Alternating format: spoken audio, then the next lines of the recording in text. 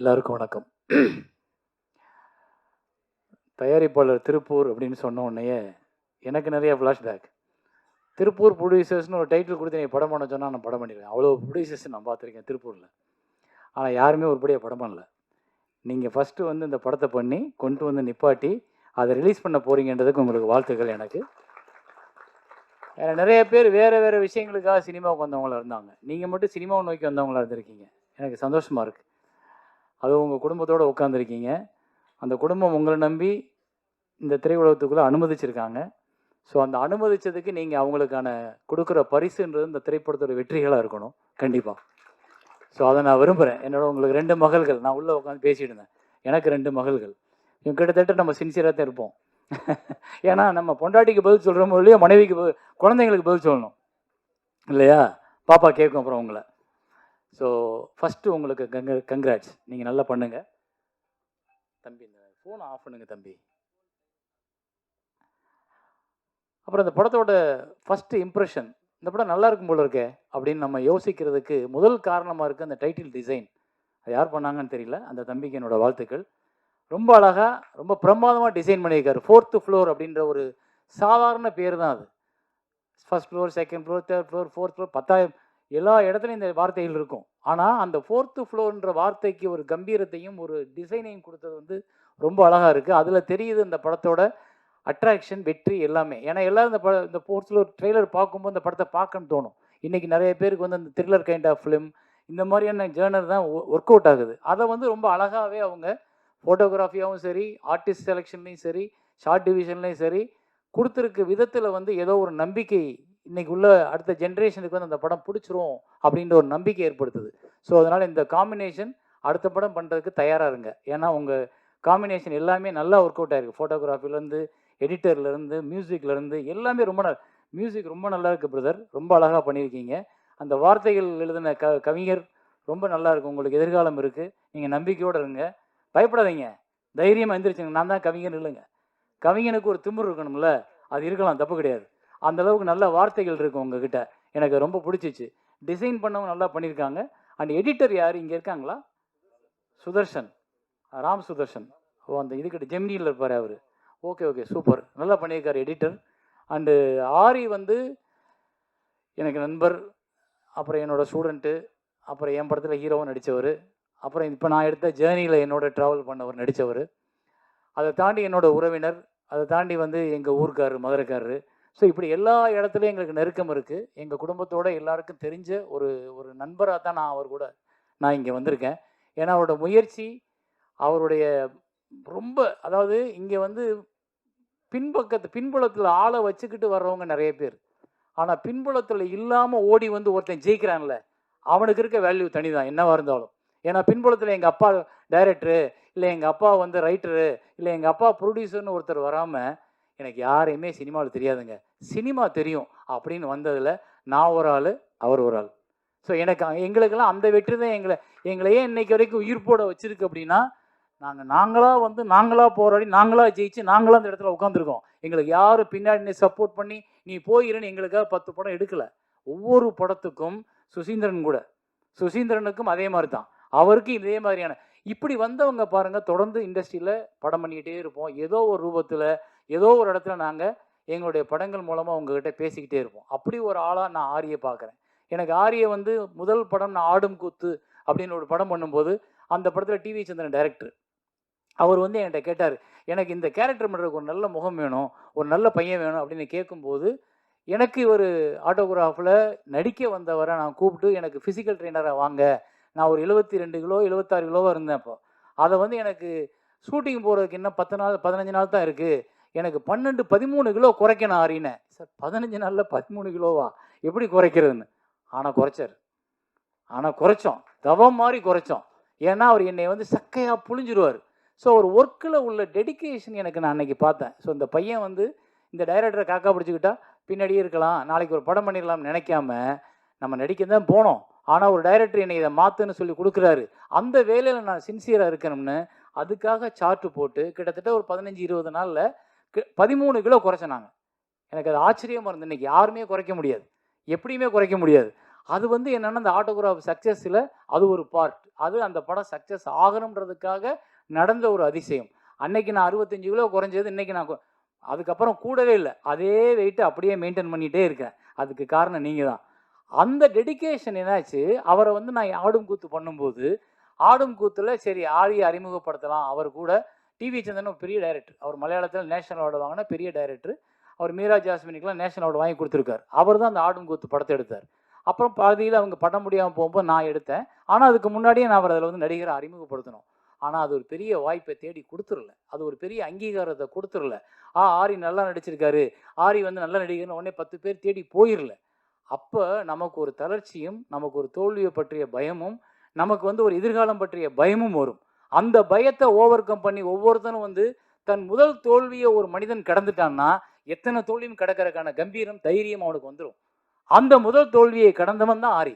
அந்த முதல் தோல்வியை கடந்ததுனால தான் இன்னைக்கு அவர் தளராமல் அடுத்து அடுத்து அடுத்து அடுத்துன்னு பண்ணும் பொழுது இப்போ இந்த படத்தில் பார்த்தா ஆக்சுவலி தனஞ்சயன் சார் சொன்னது ரொம்ப உண்மை. அவ்வளோ பர்ஃபெக்டாக உள்ளுக்குள்ளே உட்காந்துருக்காரு. ஸோ இது இன்னி தொடர்ந்து அவருக்கு நிறைய படங்களை உருவாக்கும், நிறைய படங்களை கொண்டு வரும். தனியாக நீங்கள் நிற்கிறதுக்கான ஒரு ஒரு வாய்ப்புகளை இன்னும் நிறைய உருவாக்கும் இந்த சினிமா. ஆனால் நீங்கள் இந்த சினிமாவுக்கு உண்மையாக இருங்க, அவ்வளோதான். இந்த சினிமாவுக்கு உண்மையாக இருந்தோம்னா போதும். ஸோ இதுதான் என்ன எனக்கு நான் உங்களுக்கு கொடுக்குற அட்வைஸ்ன்றது. மற்றபடி தனஞ்சயன் சார் சொன்னார், இது காலகாலமாக கடந்த 20 வருஷமாக நம்ம எல்லாம் புலம்பிக்கிட்டு இருக்கிறது தான். பாருங்கள், எல்லாரும் விட்டு ரெடியாக இருக்காங்க, ஏதாவது ஒரு பால் விழுகும், இறை விழுகும் அப்படின்னு நினைக்கிறாங்க. அந்த இறையை எப்படி கொடுக்குறதுன்னு தெரியல. ஏன்னா தனஞ்சயன் சார் சொன்னது வந்து ஒரு கருத்து மட்டும் கிடையாது, நிறைய தயாரிப்பாளர்களோட வலி, நிறைய தயாரிப்பாளர்களோட பிரச்சனை. ஒரு படத்தை ஆசைப்பட்டு எடுத்துடுறோம், அந்த படத்தை மக்கள்கிட்ட கொண்டு போய் சேர்க்கறதுக்கும் மக்களை அந்த படத்தை பார்க்க வைக்கிறதுக்கும் நம்ம ரொம்ப கஷ்டப்படுறோம். அதில் நீங்கள் இன்றைக்கி வந்து உட்காந்துருக்கும்போது ராஜா சார் வந்து ஜெயிக்கணும் அப்படின்னு நான் ப்ரே பண்ணுறேன்ல, அது காரணம் என்னென்னா ஏற்கனவே வந்த நிறையா தயாரிப்பாளர்கள் ஜெயிக்கலைன்றப்போ அவங்க படுற வலியும் கஷ்டம் எனக்கு நல்லா தெரியும். நான் திருமணம்ன்ற ஒரு ப்ரொடியூசர் ஒரு புது ப்ரொடியூசர் வச்சு படம் பண்ணும்போது அந்த படம் பிரேக் ஈவன் ஆச்சு. இருந்தால் கூட எனக்கு அந்த புது ப்ரொடியூசரை பயன்படுத்துறதுக்கு பயம் வருது. ஏன்னா அது அவர் உழைச்ச பணம், அவர் குடும்பம் ஒரு நம்பிக்கையோடு காத்திருக்கிற பணம். அவர் ஒரு குடும்பத்திலேருந்து ஒரு பணத்தை பிடுங்கி ஏதோ ஒரு தாகத்தில் நம்ம ஒரு சினிமா ப்ரொடியூசர் அவனை கொண்டாந்து போடுற பணம்.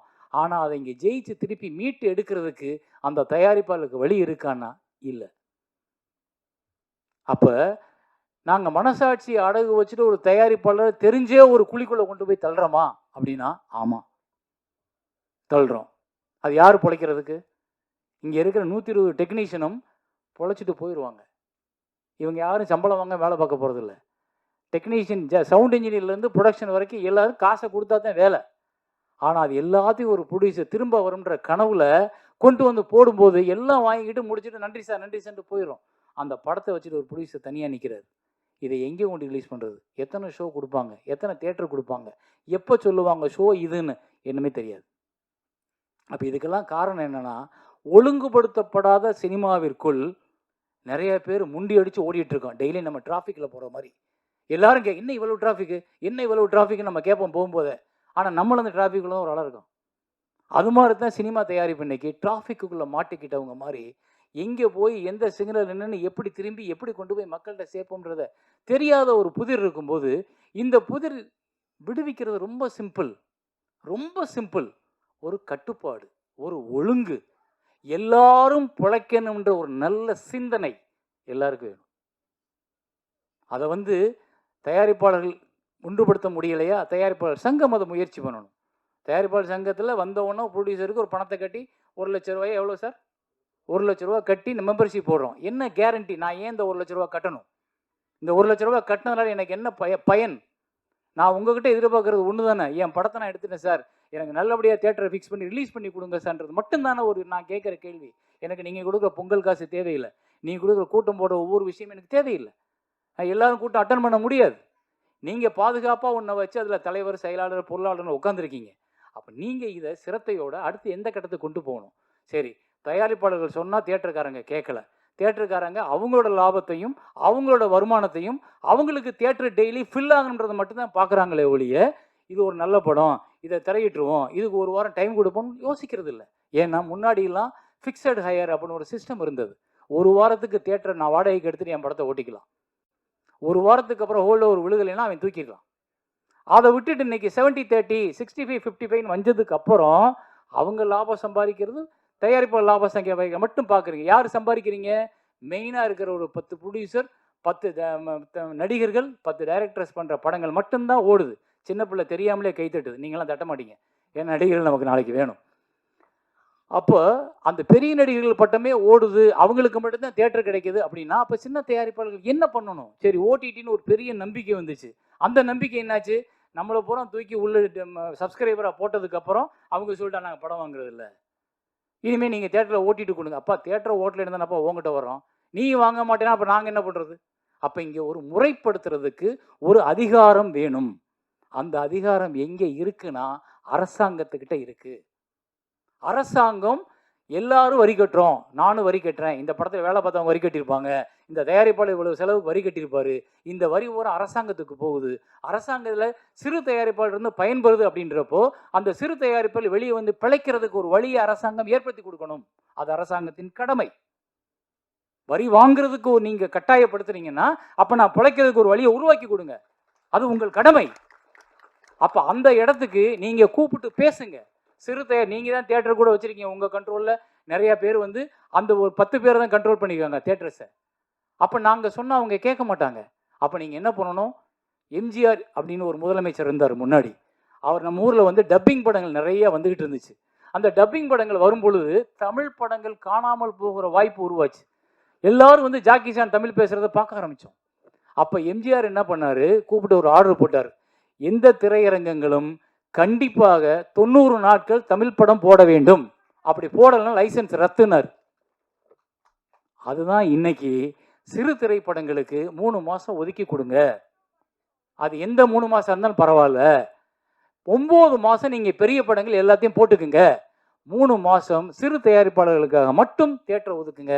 அந்த நேரத்தில் பெரிய படங்கள் வரக்கூடாது. அப்படி வராமல் இருந்தா 700 தியேட்டர் இருக்கும்போது 100 தியேட்டர் 150 தியேட்டரா பிரச்சா கூட ஒரு வாரத்துக்கு 6 படங்கள் வெளியாகும். 3 மாசம்னா நான் ஒரு மாசம் 4/24, 3 மாசம்னா 72 படம் ரிலீஸ் ஆகும். 72 ப்ரொடியூசர் வாழ்வாங்க. அப்ப இந்த திட்டத்தை யார் போடுறது? அப்ப இந்த திட்டத்துக்கு யார் முன்னாடி போய் கேட்கறது? நான் மட்டும் போய் கேட்டேன்னா நான் ஒரு அரசாங்கத்துக்கு எதிரான ஆவேன். ஆனா என் கூட்டமா போய் நம்ம கேட்டோம்னா அரசாங்கத்துக்கான பிரச்சனையா அது மாறும். அப்ப அவங்க ஒரு வாரம் போட்டுக்குங்க, ஒரு தயாரிப்பாளர் ஒரு வாரத்துக்கு நீங்க கூலி கட்டுங்க, தியேட்டருக்காரங்க நஷ்டப்பட வேண்டாம், நீங்க ஒரு வாரத்துக்கு என்ன கூலியோ வாங்கிக்கிறீங்க அப்படின்னு சொல்லும் பொழுது தியேட்டருக்காரத்துக்கு நஷ்டம் இல்லை, அரசாங்கத்துக்கு நஷ்டம் இல்லை, தயாரிப்பாளர்கள் 72 படத்தை ரிலீஸ் பண்ணிட முடியும். இந்த திட்டத்தை பேசுறதுக்கு யாருக்கு தெரியாம இல்லை? தனஞ்சயன் சாருக்கு நல்லா தெரியும் இந்த மாதிரி ஸ்கீம் நல்லா இருக்குன்னு. ஆனா யார் போய் பேசுறது? அப்ப நம்ம பகச்சுக்கிறோம்ன்ற பயம் எதுக்கு? நான் என் ஊர்ல நான் பிழைக்கிறதுக்கு நான் வரியை கட்டிட்டு நான் உனக்காக கஷ்டப்பட்டு அரசாங்கம் நல்லா இருக்குன்னு என் வரியை பூரா கட்டிவிட்டு நான் பிழைக்கிறதுக்கு முன்னவன் உங்ககிட்ட கேட்கறதுக்கு நான் ஏன் யோசிக்கணும்? யோசிக்க கூடாது. நான் இங்கே இதை பேசுறது கூட இது எப்போவாவது ஒரு பக்கம் அரசாங்கத்துக்கு அதில் விழுகும். அரசாங்கம் என்ன பண்ணும்? இப்போ தயாரிப்பாளர் சங்கத்தை கூப்பிட்டு சேரன்படி பேசினாராமே, அது என்ன கருத்து, வாங்க உட்காந்து பேசணும்னு கூப்பிட்டுச்சுன்னா நான் இந்த மேடையில் இன்னைக்கு கலந்துக்கிட்டதுக்கு எனக்கு பிரயோஜனம்.